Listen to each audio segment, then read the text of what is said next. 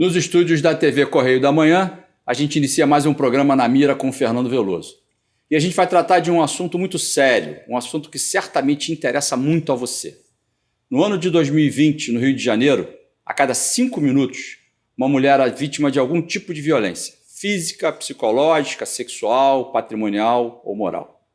No Brasil, no mesmo ano, foram mais de 105 mil denúncias de violência contra a mulher. E é para tratar desse assunto que a nossa convidada de hoje é a doutora Verônica Oliveira. Seja muito bem-vinda. Ela é delegada de polícia no Rio de Janeiro. Se especializou nesse assunto, tem mais de 20 anos de atuação como delegada no Rio de Janeiro, tem feito várias palestras e lives e, como eu disse, se especializou no assunto. Seja muito bem-vinda, doutora Verônica. Muito obrigada, Fernando. Então, a gente já vai entrar direto no assunto. Ou melhor, antes disso, vamos primeiro conhecer a doutora Verônica. Diz pra gente primeiro, a gente tem uma audiência feminina, tem muitas mulheres que assistem a gente, então estão vendo a gente aqui agora, né? E aí estão vendo uma delegada bonita, né? Elegante, mas vão saber daqui a pouco, vão descobrir que a sua maior habilidade é a sua competência. Mas como é que você chegou lá? Como é que a Verônica chegou até a doutora Verônica? O que te influenciou nesse caminho? O que te fez ir para o universo da polícia? Você vai falar um pouquinho para a gente, né, como é que foi essa experiência dentro da polícia, mas antes de entrar na polícia, diz para a gente como é que você chegou lá. Sempre gostei de atuar na área da defesa, principalmente da defesa dos mais necessitados, que eu chamo dos mais vulneráveis. E na faculdade de Direito, me apaixonei por penal. Crime, absolvição, punição, investigação, toda aquela necessidade do uso da inteligência e não da força, mas da inteligência e do poder da caneta. Então, depois que eu me formei, eu me dei um prazo de estudo intensivo, porque quando a gente resolve fazer concurso público, a gente não abdica, porque eu acho que tudo é o poder da palavra, a gente faz escolhas. Então, eu optei por fazer a minha melhor escolha, que foi me dedicar, me esforçar e estudar muito, porque concurso público não é fácil. Não passei no meu primeiro concurso, passei no segundo. Inclusive, para quem não sabe, nós somos da mesma turma de delegado de polícia. Entramos juntos caso na você polícia. Que esteja vendo não saiba. É isso aí. Então, foi difícil, Eu tive o prazer de ter você trabalhando numa delegacia que era o delegado titular. 14DP, pois é. Então, quer dizer, foi difícil, não é fácil o estudo, mas quando você tem essa dedicação e o esforço, e você vê essa resposta, e você consegue entender que tudo que você faz com afinco, você tem essa resposta, isso é muito gratificante. E o meu sonho era ser defensora, porque quando eu estava na faculdade, eu fiz estágio para a Defensoria Pública e também para a PGE, Procuradoria-Geral do Estado. Só que na Defensoria eu trabalhei na área criminal e na área de família. Então, na área de família, atuando na Defensoria Pública como estagiário, é uma vivência de empatia, de você saber ouvir o próximo, saber entender toda aquela problemática das pessoas mais carentes, e eu quis fazer prova para a Defensoria. Só que na época de concurso a gente vai fazendo tudo que aparece. Fiz para a Defensoria, Ministério Público, para delegado e entrei para delegado no segundo ano. E consegui identificar que o delegado de polícia exerce uma função primordial na garantia da liberdade do indivíduo, na garantia da dignidade da pessoa humana, porque é a gente que recebe as ocorrências, que faz uma análise jurídica técnica profunda, que dá o primeiro apoio, é o delegado que dá. É isso aí. E tem que ter pulso firme. Tem que ter pulso firme. Não adianta só ser uma mulher bonita, mas tem que ser inteligente. Olha uma mulher bonita numa delegacia de polícia lá, cercada de muitos homens. Um ambiente eminentemente masculino. Machista, que você ia dizer. Pois é. É um ambiente machista. E aí olha para aquela figura ali, aparentemente... Nova, porque eu entrei nova. Nova, aparentemente... Inexperiente. Inexperiente, frágil. Porque eu não tinha experiência anterior na área, nunca fui investigadora, inspetora, não tinha essa experiência, mas isso não quer dizer... Mas aí se surpreende depois. Mas a gente vai falar já disso aí. Eu quero entrar direto no assunto, que foi o que a gente abriu o programa aqui. A Lei Maria da Penha, que a gente ouve tanto falar, Maria da Penha, a gente sabe da história. Da origem, dos motivos. O algoz dela, o ex-marido, era um professor universitário, né, que tentou matá-la a primeira vez, deu um tiro nas costas dela, ficou de cadeiras de roda, enfim, ele tentou matá-la uma segunda vez, né, ainda assim a justiça não foi feita, então depois de uma pressão, isso foi até organismos internacionais, a partir daí veio a legislação que a gente diz hoje. O Brasil teve que se posicionar diante teve que tomar dessa atitude, ineficácia. E aí a gente avançou. Isso foi em 2006, então já tem aí 16 anos.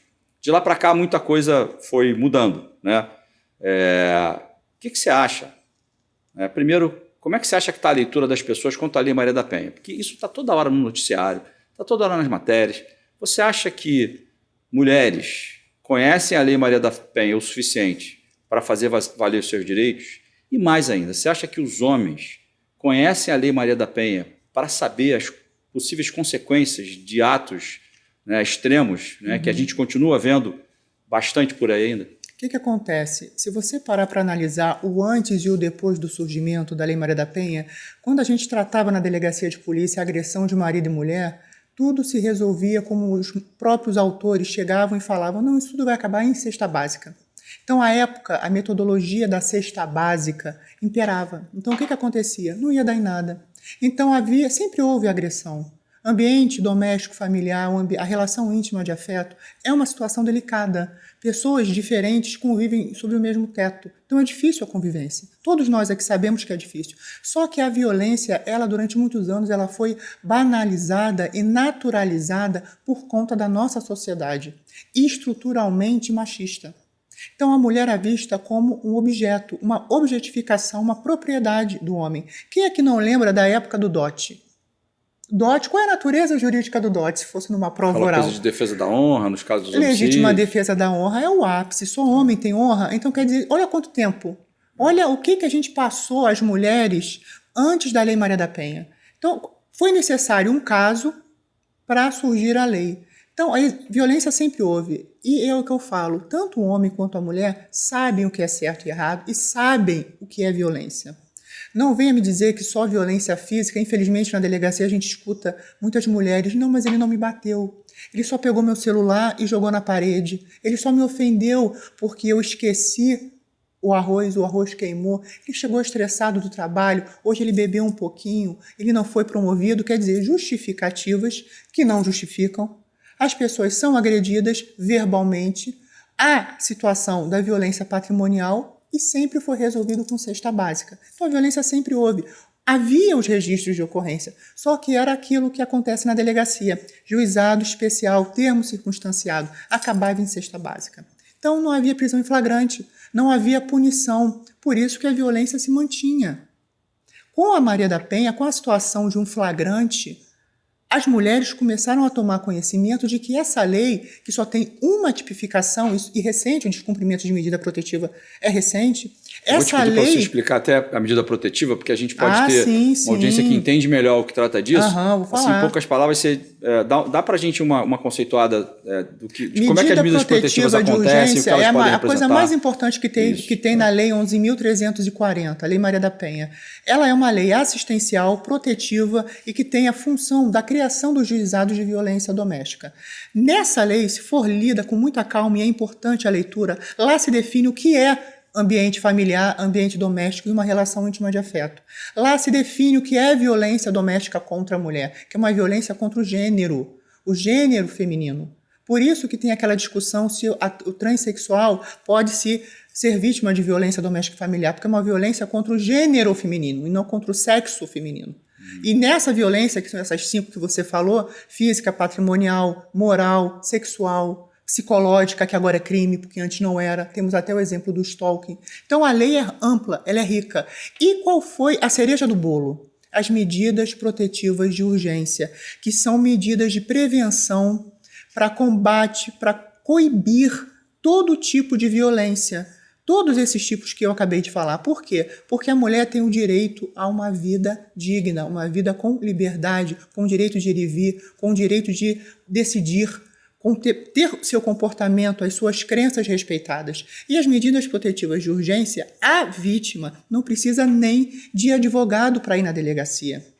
Hoje, elas podem se materializar de diferentes maneiras. Né? Várias maneiras. E não precisa só ter a violência física que deixa a marca.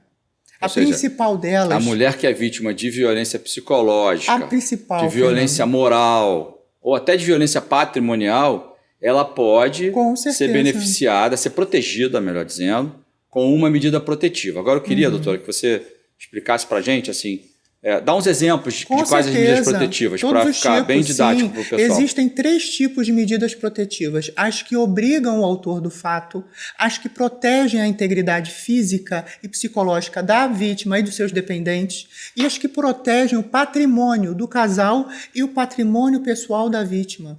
Isso é muito importante a gente estar conversando, porque as mulheres não sabem os seus direitos. E como eu falo que a informação é o poder, você precisa ser informada para saber o seu direito, para você poder defender o seu direito. Deixa eu fazer uma nova introdução aqui. Porque na atividade policial a gente percebe que às vezes o que segura um pouco as mulheres que estão sendo vítimas, elas sabem que estão sendo vítimas, elas sabem que aquele relacionamento é tóxico, que está levando, é abusivo, mas elas às vezes... acho que elas têm uma preocupação maior do que o próprio homem de manter a família, porque às vezes já tem filhos e tal.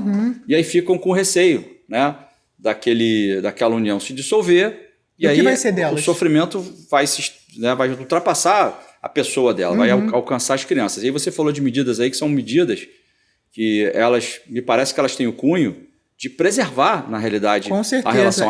O objetivo não é acabar com a relação. É claro, é fazer com que aquela pessoa entenda que ele tem que respeitar a outra, mas visando manter a relação. Se não tiver jeito, aí não tem jeito, não é isso?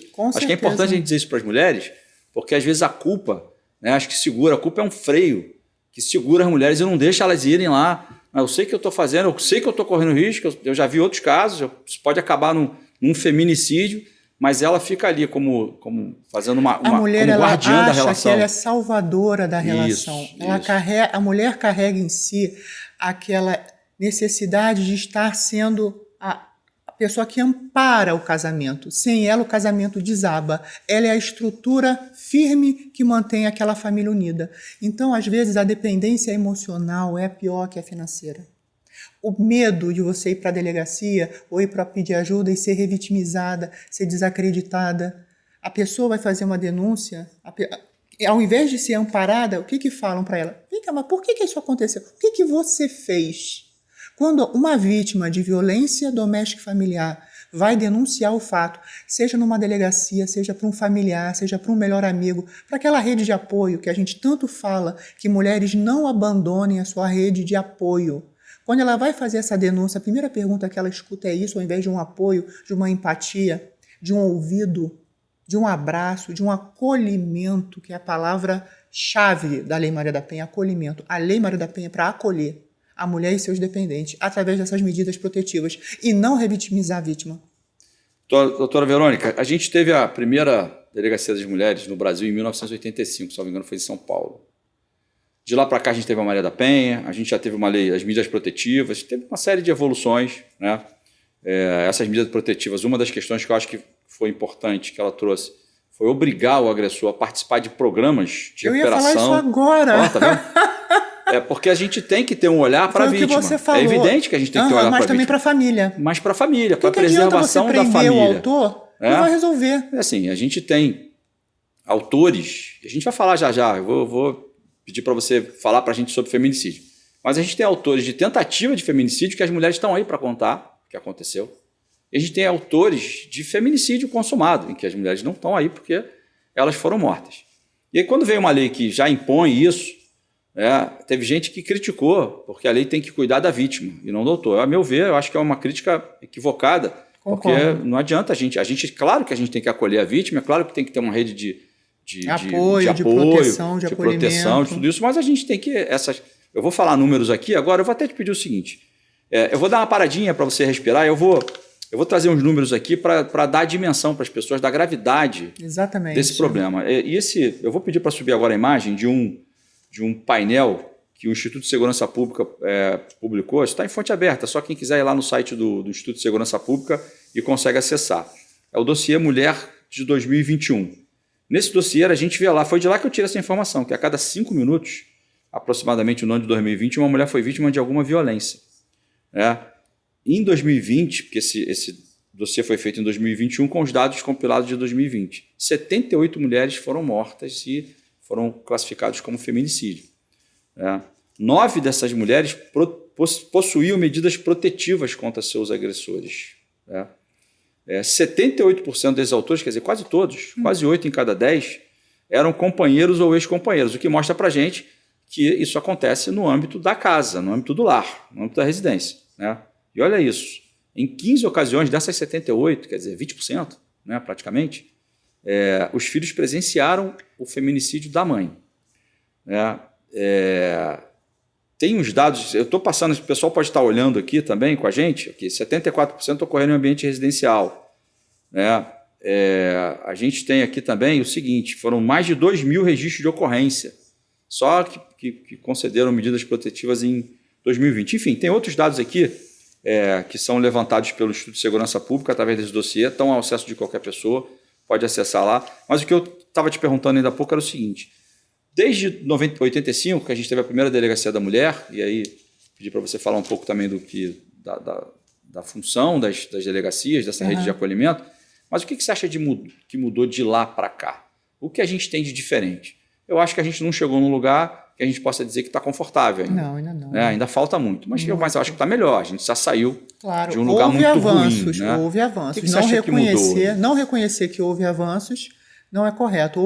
A Lei Maria da Penha é o maior avanço. Essa política pública que a Maria da Penha gera, com essa rede de acolhimento, com esses centros de referência de atendimento à mulher, de assistência social, onde quando você encaminha para uma psicóloga, para uma assistência judiciária, jurídica, você orienta a mulher se ela quer um divórcio, se ela quer tratar da guarda, tratar dos alimentos do filho.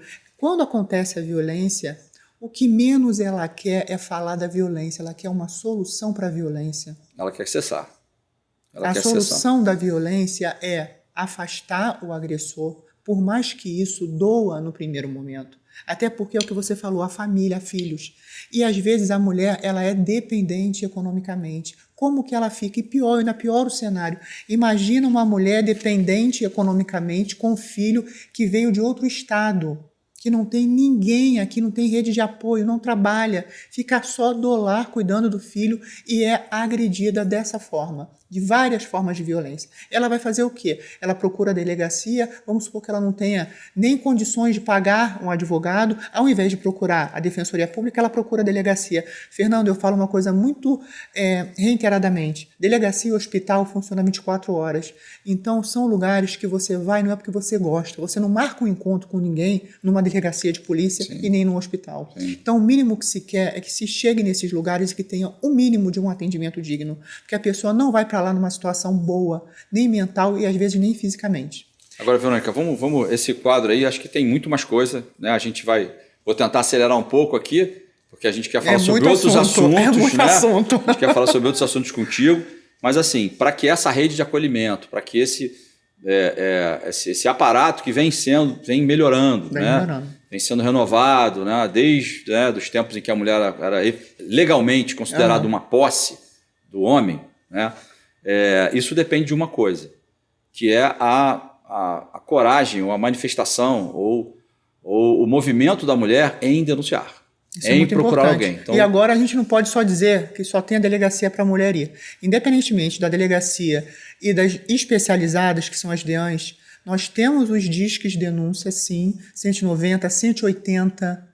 Temos 129, 127, que é Ministério Público e Defensoria Pública. Esse número que a gente falou aqui, mais de 150 mil, 105 mil denúncias, foi justamente pelo 180, não é isso? 180, é o Central de Atendimento à Mulher. É o mais utilizado, porque o 190 é para situação flagrancial. Mas tem vários telefones, tem o da Guarda Municipal, tem o da PRF, tem da Polícia Federal. Mas o mais importante, na pandemia, devido ao aumento, houve o surgimento do aplicativo Maria da Penha Virtual, que já ganhou prêmio no TJ, que é um link que você, do celular, você pede a medida protetiva, sem precisar sair de casa. A medida protetiva Você passa esse link para a gente vai colocar na descrição do vídeo aqui para quem quiser acessar. Tá? É só colocar no Google Maria da Penha Virtual. Maria da Penha Virtual já vem o link. Porque não é aplicativo, justamente porque foi pensado... Para não ficar ali no aplicativo, né? Você sabia que foi criado por uma equipe de estudantes da UFRJ? Sim, eu vi a matéria. Eu conheço um deles que inclusive mora lá perto da minha casa, que foi uma coincidência. Foi na época da pandemia que surgiu essa ideia. Olha que sensibilidade de um rapaz de 25 anos. Legal, mas a doutora Verônica tem muito mais do que... A gente vai voltar nesse assunto, a gente vai voltar nesse papo, porque é um assunto necessário, a gente tem que discutir, eu acho que a gente tem que conscientizar, né? Como eu estava te falando antes, eu acho que será que que as mulheres conhecem os seus direitos, né? Acho que eu ouvi falar da Maria da Penha, acho que todo mundo já ouviu, né? Mas será que elas conhecem? Conhecem pouco, né? Fernando. Será que os homens conhecem? Será que eles sabem? Será que o homem tem consciência de que ele pode perder o acesso aos filhos? E não tem, porque eles acham natural. Eles Infelizmente então a gente tem que dizer isso para eles. Então vocês homens que estão assistindo a gente aí agora, né, eu acho que a gente tem um papel importantíssimo nisso. Ninguém vai dizer textualmente, não, eu estou propenso, eu estou pensando em dar uma surra na mulher. Não, ninguém vai falar isso. Mas isso vai num crescente e começa com aquela coisa, né, do desrespeito ali. Exato. Né, e aí vai violência aumentando. Psicológica, moral. Isso, aquilo vai evoluindo e aí, né, quem sabe, pode acabar como foi em 2020, né, 78 mulheres, né, vítimas de feminicídio. Mas vamos pular, vamos avançar para um outro assunto.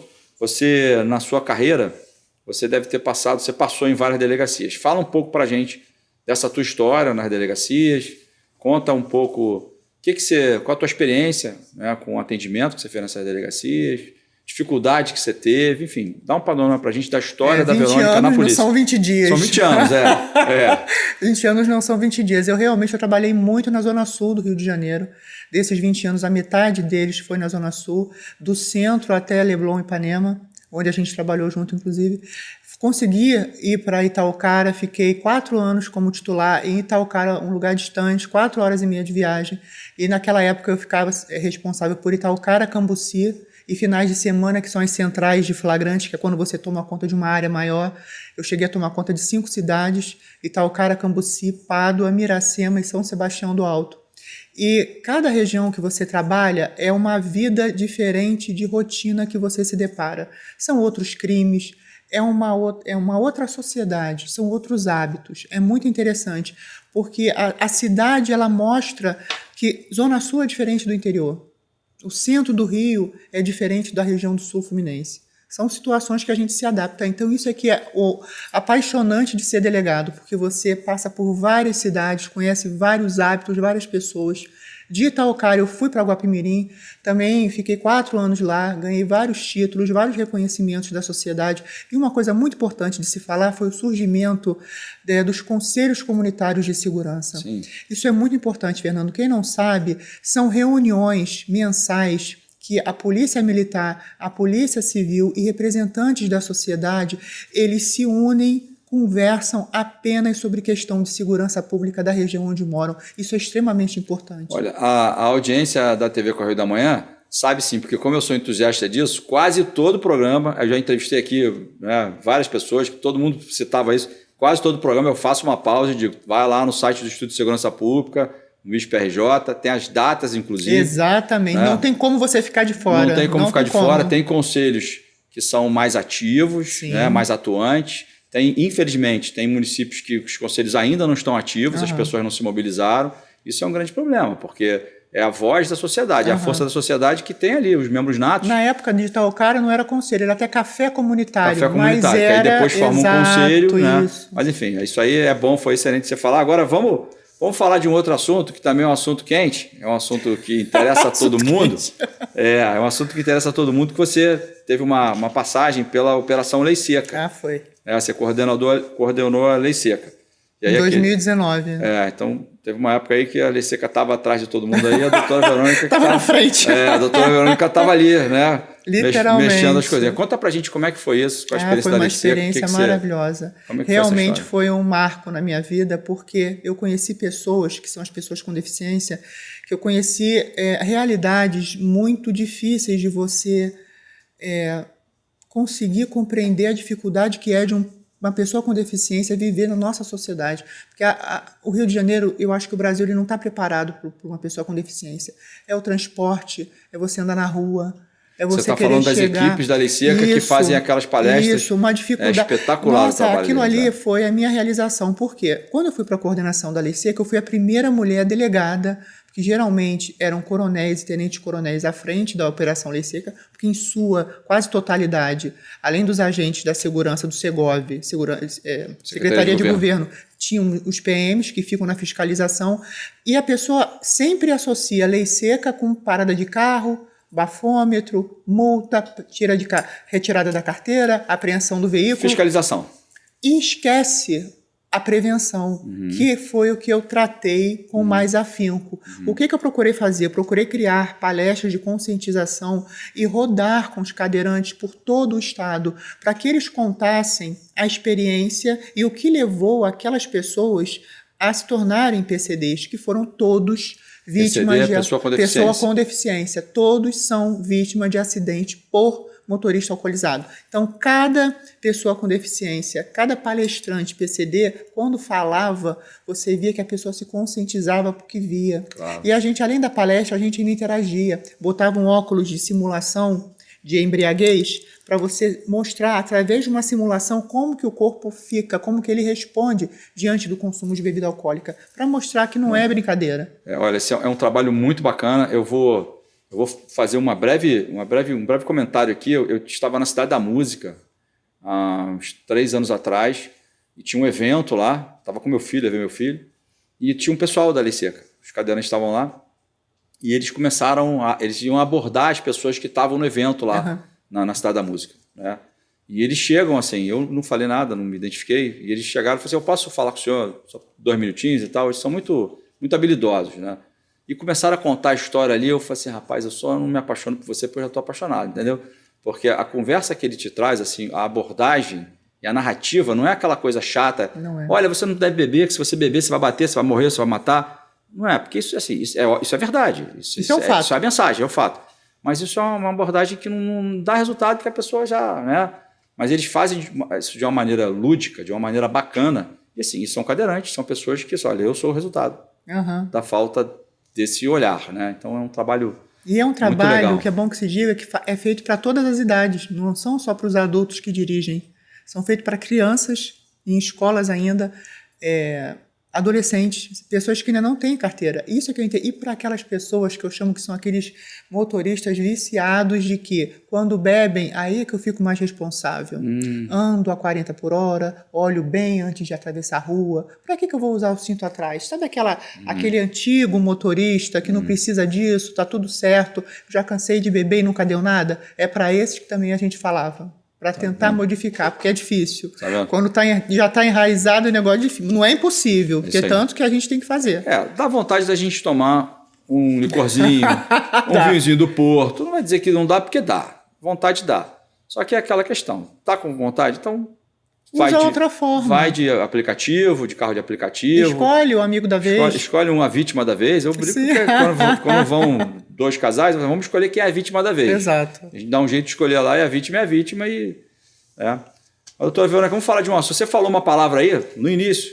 Eu gravei, que daqui a pouco eu vou voltar nesse assunto para perguntar o que é stalking. Ah, sim. É uma perseguição ameaçadora. É você perseguir reiteradamente uma pessoa, causando nela uma ameaça tão grande à sua integridade psicológica e física que ela começa a se sentir impossibilitada de se locomover e tem a sua vida privada totalmente invadida. Essa perseguição pode ser física ou de outras formas. O próprio artigo, que agora é crime, o stalking agora é crime, está no Código Penal, porque antes não estava.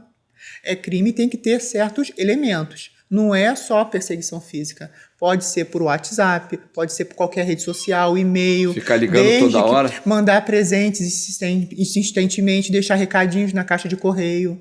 Ficar parado, encostado na árvore, sabendo que ela vai dar aquela malhadinha. O telefone tem 25, 30 mensagens, no outro dia tem outras 20 mensagens. Isso configura o stalking. Aí o que a pessoa faz? Vai na delegacia. Ou faz até pela própria internet. Exato, ou pela internet, pelo registro online, ou, no caso, pelo aplicativo da Maria da Penha. Porque se for no âmbito de violência doméstica e familiar, a gente pode pedir medida protetiva. Isso pro ex, né? Exato. Ou também, né? Porque o marido é melhor atender o marido, né? Se o marido tá ligando, é melhor atender, né? Sim. Atende porque pode ser alguma coisa. Não, às vezes não é ex só que fica no stalk. Tem aquelas pessoas que ficam naquele amor excessivo, amor abusivo. Amo muito você, tenho muito ciúme, quero te controlar. Não, isso não é controle. É porque eu estou muito preocupado. Claro. Agora pode ser que o marido esteja ligando também, mandando mensagem para dizer 200 vezes. Ai, é muito amor, gente. Pode ser. Adoro. Vamos dar amor. Voto de confiança.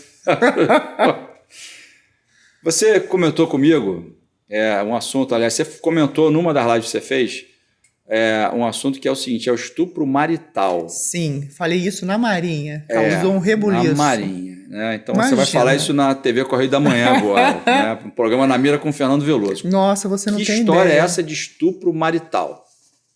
Gente, violência sexual dentro do ambiente familiar existe. E é crime. Isso está no 213. E é um aumento de pena justamente por ser praticado pelo cônjuge ou companheiro.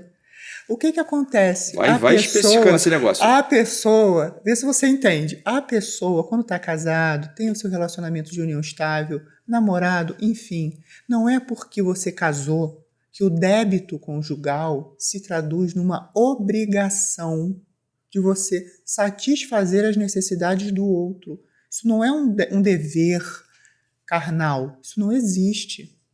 As pessoas têm que respeitar a liberdade do corpo. E na Lei Maria da Penha, a violência sexual, que é uma daquelas 5 tipos de violência que foi falado antes, existe aquele homem quando obriga a mulher a parar de tomar pílula porque quer que ela engravide, ou que não quer que ela engravide, quer que ela pratique atos constrangedores que ela não concorda. Está tudo ali especificado. Tudo isso pode estar dentro desse estupro marital. Não, pode não estar. Está. Pode ser praticado e ser considerado esse estupro marital. Exato. Porque está constrangendo e obrigando a mulher a fazer algo que ela não quer. Às vezes a mulher está doente, está cansada, está com febre. Aí tem até os memes, né? Não é? Eu tô com dor de cabeça. Sim, gente. Meu joelho está doendo. Não sei o quê. Paciência. Exatamente. Então, paciência. Você quer você diga isso. Paciência, exato. Vai assistir um jogo de futebol. Exatamente. Vai falar com os amigos no Exatamente. WhatsApp. Quando a gente faz palestra num ambiente eminentemente masculino, você vê pela feição dos homens, como assim estupro marital? Que loucura! É aquilo que você me perguntou. Será que os homens sabem realmente? Esse o ponto. A gente está brincando para o assunto ficar um pouco mais leve, mas esse assunto é sério. É extremamente delicado. Então você pode estar casado há 10 anos, há 20 anos, ou num relacionamento estável há 10 anos, 20 anos, e em determinado momento ou fase, uma das pessoas, a mulher pode estar, pode estar com a mente dela voltada para outra questão qualquer, e aí uma fase da vida, e ela está menos receptiva a uma relação sexual. E eu vou falar agora uma particularidade, já que você comentou do exemplo do cadeirante, a sua vivência com seu filho no show. Eu fui fazer uma palestra e o tema foi esse, estupro marital. E quando a gente faz aquele intervalo do coffee, quando acaba, as pessoas vêm falar com você, vêm cumprimentar, vêm dizer o que gostou, o que não gostou, vêm tirar dúvida. Você acredita que teve um caso no estupro marital que a mulher veio e citou o exemplo em que ocorreu o estupro dela? A mulher, ela, quando tem o filho, não tem o período? Sim, claro. Sim. Eu não tenho filho, então eu ainda tive que me aprofundar para tentar entender esse universo. Sim. Porque é o meu dever para fazer uma palestra saber do assunto, assim como você como entrevistador. Sim. A mulher, ela tem aquele período que ela tem que ficar em resguardo. E depois do resguardo, tem o período que é uma nova vida que foi gerada, que depende da atenção da mulher. O homem tem que entender. O homem tem que ser parceiro, o homem tem que ser pai, tem que ser companheiro nesse momento. Então, os 6 primeiros meses, até 1 ano e meio, tem mulheres que são violentadas. Mas, vamos lá. De uma forma assim que você fica chocado. Vamos jogar gasolina nesse assunto. Vamos jogar gasolina nesse assunto, porque esse assunto é quente. Ele é sério. É muito sério. A gente está tratando ele com seriedade. Sério. Quando eu escutei esse relato, eu fiquei passada. Para suavizar um pouco. Mas olha só. O casal está ali há 10 anos, há 15 anos e tal. E essa situação começa a acontecer. O homem está praticando um crime, talvez saiba, talvez não saiba. Não, se ele assistiu agora, se ele está assistindo a gente, aqui está do lado, então os dois sentam lá, ela vai olhar para ela. Eu ia falar agora isso. Já está sabendo. Não, ela vai não sabia até agora já está sabendo, né? Dá aquela olhada assim, enfim, já tem dolo no negócio. Mas a mulher não quer que o casamento acabe. Não. Eu acho que aí talvez não seja num primeiro movimento, um movimento para ação policial. Não, talvez conversa, e buscar até uma rede de apoio. Lembra, apoio, acolhimento, isso. Orientação. Lembra que se até o mais que a medida protetiva, como você falou, tem essa inovação, que é o atendimento psicossocial, é a presença do autor em programas de recuperação e de reeducação. Isso está na lei. Olha essa palavra, Fernando. Reeducação. É só procurar o significado. Porque a mulher, como a guardiã e como ela faz a salvaguarda da família, né? Ela, talvez o companheiro dela até esteja precisando de ajuda. Exato. Ele, assim, aos nossos olhos de fora, ele pode parecer um monstro, né? A violência contra a mulher ela vai ser sempre, a gente vai tratar sempre com repulsa. Né? Mas às vezes ele está precisando de ajuda, né? E pratica essa violência e a mulher, talvez se tiver habilidade, souber conduzir isso, embora ela esteja sendo vítima, e aí a força da mulher, só a mulher para ter uma força como essa, né? Os homens acho que não têm, né? E aí ela consegue conduzir isso de uma maneira tal que ela leva ou busca, né, apoio na rede de apoio, né, de atendimento à mulher para ter um atendimento psicológico, terapia de casal. Agora, se não tiver jeito, se a coisa, né, se o sujeito é um bronco, né, não entende, mas isso acontece muito, e continua achando que pode dar com a clava na cabeça da mulher, puxar ela pelos cabelos, aí é melhor ir para a polícia. Para conversar. As mulheres vão na delegacia para pedir isso que você está falando, orientação. Vem cá, eu não quero que acabe. Eu quero uma orientação. O que eu posso fazer diante desse quadro que eu sei que não está correto? Agora, nessa assistência, porque a polícia não tem esse serviço. Não, a gente encaminha para esse centro de referência. Esses centros de referência, de atendimento parte desses atendimentos é feito pela municipalidade. Exato, né? correto. Então, quem está assistindo a gente pelo canal do YouTube... Tem que procurar no seu município. Vai saber no seu município. Né? E se não tem... aí procura a delegacia, que a delegacia encaminha. Procura a delegacia encaminha. Né? Porque esse é um papel, assim, a gente fala de violência contra a mulher, a primeira coisa que a gente pensa é polícia, justiça. É importante, tem a polícia, tem a justiça, tem lá... né? Mas tem uma rede de amparo de que ela se estende a outras esferas. Exatamente, né? E são o município outras tem um papel importantíssimo nesse negócio. Isso aí, vamos avançando um pouco para a gente não ficar devendo muitos assuntos aqui, porque é comum, a gente fala, acaba embalando e não toca em alguns assuntos. A gente está falando muito em família, né? E aí sempre surge uma pauta que tem a ver com alienação parental. Né? Tem gente que já sabe do que isso trata, tem gente que não sabe. Professora Verônica, dá uma aula para a gente aí de alienação parental. A alienação parental é a interferência na formação psicológica que a criança ou o adolescente tem, causados pelos pais, pelos avós ou por quem tem a guarda, a autoridade e a responsabilidade por aquele menor. E isso é para quê? Para afastar, para criar um repúdio naquela criança e adolescente em relação ao outro genitor. E o que isso gera? Isso gera para a criança um abalo emocional, um abalo social que repercute no futuro, no trabalho, nas relações de afeto que essa criança tenha, não só no seu próprio grupo familiar, mas com a sociedade como um todo. A pessoa cresce, a criança cresce insegura, totalmente retraída, tímida, com medo de tudo e de todos e sem confiar em ninguém. Vítima dos pais, de um dos pais. Vítima do egoísmo, eu falo que aí é aquilo, a gente tem que, como você fala, pegar pesado. Você não saber terminar um relacionamento é um direito que a gente tem direito de ficar chateado, a gente às vezes não quer terminar, mas é obrigado a terminar por uma série de questões. A gente tem que agir com racionalidade, ainda mais quando tem criança envolvida. Então você ser egoísta ao ponto de não aceitar um término e descontar numa criança, isso é uma coisa sem... Vamos exemplificar aqui. É o caso... A lei exemplifica, sim. Posso te dar vários exemplos. Vou me mudar de casa e não falo para você. Ou então tá com a criança... Não te dou informação seu pai da não vale escola. Nada. Isso aí é desqualificação. O mundo tá ruim por causa do seu pai. Seu pai não ama você. Seu pai não ama você. Por isso que ele saiu de casa. A pessoa, o alienador, coloca a culpa do término da relação na criança. E aí isso... Imagina como é que essa criança cresce. Como a criança cresce, como é que nesse caso um dos pais é vítima disso também. Aí você imagina, o alienador, exatamente, acompanha o seu raciocínio, o alienador fala para a criança, o casamento acabou, exemplo, papai saiu por causa de você, ele não gosta mais de você. Mas vai ter aquele tempo que o papai vai querer visitar. Tu acha que essa criança vai querer visitar se está sendo...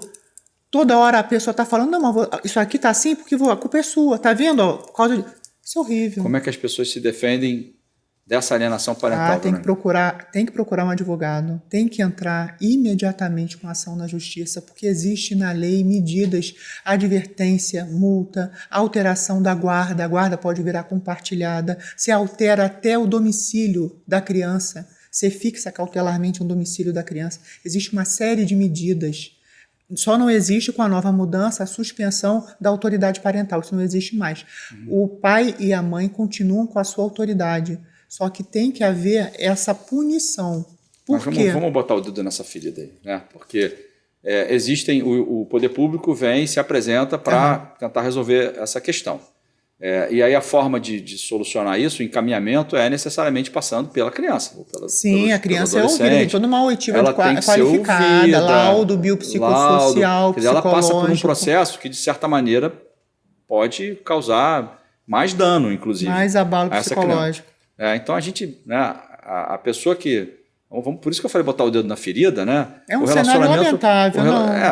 Acho que a gente começou falando sobre violência contra a mulher, agora a gente está falando de alguma coisa que atinge, talvez, a mulher também, porque pode ser o pai que esteja fazendo isso, né? E não aceita, né, que o fim do relacionamento, mas está atingindo também a criança. Então, botar a mão na consciência, né? Se tem que fazer alguma coisa, se não consegue, vai fazer uma terapia, vai fazer um tratamento. A principal solução é o casal que não sabe conviver com a separação, cada um procure um tratamento de um profissional qualificado e aproveite, leve a criança para também fazer um acompanhamento, porque a criança está vendo a casa ruir e ninguém quer saber como é que está na cabeça da criança. Então tem que ser tratado por um profissional. Porque como é que você vai entender o que está passando naquele mundo, daquele pequeno?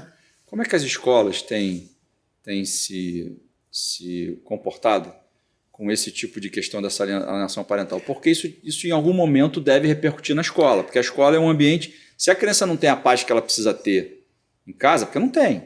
Porque se ele vai para casa com o pai ou com a mãe, você olha, seu pai, sua mãe, ela acaba se sentindo em casa na escola, né? Ela procura muita ajuda na escola, isso quando encontra. É. Engraçado, Fernando, você falar disso, porque não tem muito tempo eu fui fazer uma palestra numa escola de adolescentes de 14 a 16 anos. Você vê o comportamento de um adolescente que é vítima dessa alienação, como é agressivo, como ele fala mal. O professor sente isso, né? Não, eu palestrando, os adolescentes conversando comigo. Eu falei sobre violência, falei sobre esses temas, falei como é que é a relação da família. Eu sempre procuro, dependendo do público, levar uma palavra de motivação. Então, para adolescente, você tem que motivar o quê? O estudo. O adolescente, tudo na vida tem seu tempo. Hoje eu estava fazendo um estudo de um caso e a pessoa me perguntou assim: doutor, o que a senhora aconselha para uma adolescente de 16 anos que quer morar com um namorado de 18? Sabe o que eu falei? Que ela estude. Boa resposta aí. Olha aí, pais e mães aí. Sabe? Quando vai por esse caminho, porque eu já ia ficar sem resposta. Estuda. Porque quem é que vai... Casa dá trabalho, casa tem custo. Trabalha, se mantém com 16 anos, já é emancipada. São assuntos que têm que ser tratados com seriedade. Brincadeira de casinha. E a gente vê muito isso, infelizmente. Mas, Verônica, vamos avançando. A gente falou de mulher, violência contra a mulher, violência contra a criança. Vamos misturar essas coisas aí agora. Violência obstétrica. Gente, olha, isso foi outra questão de uma polêmica, porque como eu não tenho filho, eu fui convidada em Barra Mansa ou Volta Redonda, lá para cima, para falar sobre isso. Então, como acontece? As mulheres não sabem. Inclusive, quando eu estava fazendo uma palestra, tinha uma delegada comigo, amiga nossa, que ela sofreu. E eu fiquei horrorizada, porque ela, quando foi a vez dela de falar, ela contou que era justamente a minha pauta, ponto do marido. Exemplos de violência obstétrica. O que é a violência obstétrica? É quando a mulher, durante a gestação, no parto e no pós-parto, ela sofre violência por qualquer um daquela equipe. Médico, enfermeiro, assistente. Que tipo de violência? Aquelas agressões básicas. Exemplo, está na hora do parto? Dói. Acho que dói, porque eu não tenho filho e você nunca pariu, acredito. Eu acho que isso nunca vai acontecer deve também. Doer. Então, a mulher, quando grita na hora do parto, tem gente que fala assim, na hora de fazer, não gritou assim.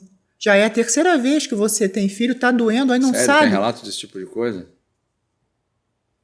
Muito. Fora as agressões verbais, insultos, ofensas. Vambora! E palavrões, palavras de baixo calão naquele momento. Não dão anestesia quando tem que dar.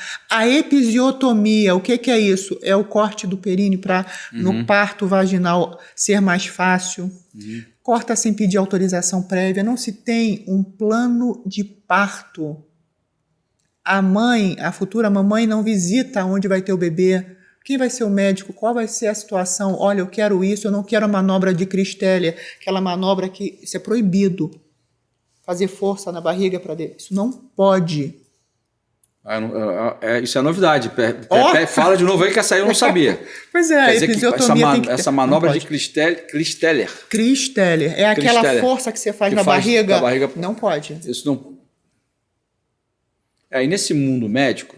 o ponto do marido. Ele não me perguntou o que é o ponto do marido. O que é? O ponto do marido, quando faz a episiotomia e depois do parto vaginal, não tem aquela situação do médico costurar o perine? Sim. Ele vai além e faz a mulher meio que voltar a ser virgem. Ponto do marido. O ponto do marido. Porque só dá prazer para ele e ainda causa vários tipos de doenças e infecções na mulher. Meu filho. Não dá por queixo cair. Não, mas porque você não tem noção a quantidade infelizmente, de tipos de violência. E as mulheres passam por isso. Isso é normal, é natural, isso acontece. É uma forma assim. Então, quanto a palestra ficou cheia, todo mundo, não, mas isso aconteceu comigo, isso também já aconteceu. E são vários exemplos, vários. Aí tu fica, gente, e aí, o que se faz? Tem que denunciar, tem que ir para a delegacia, tem que dizer que sofreu agressão do médico, do enfermeiro. Isso é uma agressão, gente. Você está parindo, você vai ser ofendida. E quais são as maiores vítimas? As negras, infelizmente, as pobres, as migrantes, as LGBT, homossexuais, femininas. Existe preconceito ainda nisso, nesse momento. Vivendo e aprendendo. Vamos lá, gente. Vamos mandar que agora até o entrevistador aqui ficou patinando na história. Que coisa horrível. Verônica, a gente passou pela pandemia, eu acho que você deve ter algum comentário a fazer quanto o aumento da violência. Isso a gente ouviu. Como é que foi isso? Aumentou? Aumentou por motivos, infelizmente... As pessoas ficaram mais confinadas, Ficaram mais confinadas e teve a convivência. Porque quando você está casado e cada um trabalha, ou um trabalha, e existe aquele encontro de manhã e à noite. E você tem aquela extensão do dia do trabalho, crianças na escola. E quando está todo mundo junto, as pessoas começam a se encontrar com elas mesmas. As pessoas se conhecem. Passam a se conhecer melhor. Exato. Aí quer dizer, aumento de consumo de bebida alcoólica, desemprego. As pessoas queridas sem você poder manter contato, sem poder sair à rua. E a pressão da própria pandemia, porque gente morrendo, a própria pandemia sem você pressão, saber. Né? Imagina, mais pressão na panela. Como é que fica a panela? Sem você ver rede de amigos, sem saber como é que todo mundo está, se virando. Naquela época que não foram 2, 3 dias, foram meses. Então, quer dizer, aumentou muito a pandemia. Mas, graças a Deus, políticas públicas, teve a campanha do Sinal Vermelho. Quem não lembra, sim, aquela campanha, exato, que a pessoa, quando ia numa farmácia ou em alguns estabelecimentos comerciais de equipe já treinada, aquilo era uma forma de você pedir ajuda. Sim. E o próprio aplicativo da Maria da Penha. A gente vai falando, né? Aos poucos vão surgindo mais questões que vêm de alguma maneira... melhorar vasto. O acolhimento, ou dar uma estrutura melhor, mas todas elas precisam ter um gatilho, e esse gatilho é a mulher sair da solidão, né? Porque se ela ficar, né, é claro, tem um risco, tem algumas que tem risco, você vê, essa coisa eu não lembro mais o nome da campanha, que era do X, sinal vermelho, sinal vermelho, né? Assim, é porque a mulher não tinha outra maneira de fazer aquilo, né? Depois veio o aplicativo. São soluções, são políticas públicas. Ela podia até apanhar se o cara soubesse que ela estava mantida em cativeiro ali, né? Mas assim, todas elas precisam que a mulher entenda que a solidão é o maior parceiro da manutenção da violência. Exatamente. Então, enquanto ela mantiver aquilo, né, entre ela só... E eu também digo uma coisa, não é só a mulher que tem que agir. Eu acho que se a gente tiver uma educação diferenciada na base, as pessoas têm que saber que as mulheres têm direitos, todos temos direitos. Sim. Então o homem tem que saber que isso não é normal, isso não faz parte. Isso não foi assinado num contrato, isso não faz parte do jogo. Então não é natural, não é normal, não pode ser tratado com banalização, não se pode colocar nos ombros da mulher uma responsabilidade que não é dela. Às vezes ela fica numa situação de ter que salvar a família, quando quem tem que ser salvo é ela, porque como é que ela vai salvar o filho se ela acaba morrendo? Isso aí, não guarde isso só para você. Mas, Verônica, o relógio está ali quase na nossa hora, o tempo correu bastante aqui. Bem que você falou que ia fluir. Eu falei que ia correr, né? Sabia que ia correr. Fala só para a gente rapidinho sobre essa questão desses abusos em aplicativos. Gente, assédio de mulheres em aplicativo, transporte de aplicativo. O que eu recomendo? Sempre quando você for fazer No celular tem as informações do carro. Confira a placa. Primeiro de tudo, confira a placa. Conferiu a placa? Antes de entrar, confirma o nome do motorista. Não diga fulano, deixa ele dizer. E deixa ele dizer qual é o teu nome, porque o teu nome está lá também. Sim, é porque pode ser algum outro carro. Pode ser placa diferente, Já aconteceu modelo isso, de carro diferente. Exato. Confira a placa, confira o modelo, pergunte quem é o cara e, por favor, não sente na frente, sente atrás. Sim. Converse pouco e deixe claro que você sabe aonde você está e você sabe para onde você vai. Geralmente, quando você faz em transporte de aplicativo, já vem o caminho mostrando um mapinha. Sim. Tem motorista que fala assim, você quer fazer qual caminho? Geralmente eles pedem, você quer fazer outro? Você quer que eu te leve para algum outro lugar? Você tem alguma outra... Aí começa vários tipos de conversa que tem que ser cortada. Tá indo para onde? Tá tão bonita? Tá indo para o trabalho? Essa aqui é a sua casa? Perguntam. Se você não souber dar um corte, é uma coisa surreal, uma coisa impressionante. E outra, compartilhe a sua localização em tempo real com pessoas da sua confiança. Isso é importantíssimo. Você está indo de um lugar para outro, do ponto A ao ponto B, você deve levar 20 minutos ou 30 minutos. Passou 40 minutos, você não chegou, ou tem um engarrafamento inesperado ou alguma coisa A gente não costuma fazer isso com os nossos filhos, no caso de quem tem. Eu faço isso com a minha mãe. Então a gente não tem essa responsabilidade. Então a gente tem que fazer isso com a gente também. Excelente dica. Doutora Verônica, a gente está com o nosso tempo esgotando. Eu vou pedir para você deixar suas redes sociais, você passar. Para a gente ganhar tempo, vamos fazer o seguinte: você vai passar para mim, eu vou colocar no link do vídeo aqui. E para a gente encerrar, primeiro já te agradecendo desde já. O fato de você estar aqui com a gente. Eu sei que bom tá que você gostou. Não, adorei. Espero que todos tenham gostado. Não, muito bom, muito bom. A gente vai saber, eles vão mandar e com certeza gostaram. Agora, faz a tua fala aí, né? O microfone é teu. O que a gente precisa dizer para as mulheres hoje, diante desse cenário? A gente conversou muito sobre questões que mudaram, que evoluíram, necessidade da participação da mulher, do engajamento da mulher nisso, necessidade da conscientização dos homens, né? Nessa questão. Falamos de uma série de questões aí. Não aprofundamos, porque não dá tempo, o programa é rápido, mas deu para dar uma noção. E aí eu vou deixar as tuas redes sociais aqui, você faz os teus vídeos lá sempre, você está toda hora fazendo lives e tal, e quem tiver interesse vai entrar lá, vai consultar. Mas é importante deixar claro só uma mensagem muito séria e muito direta.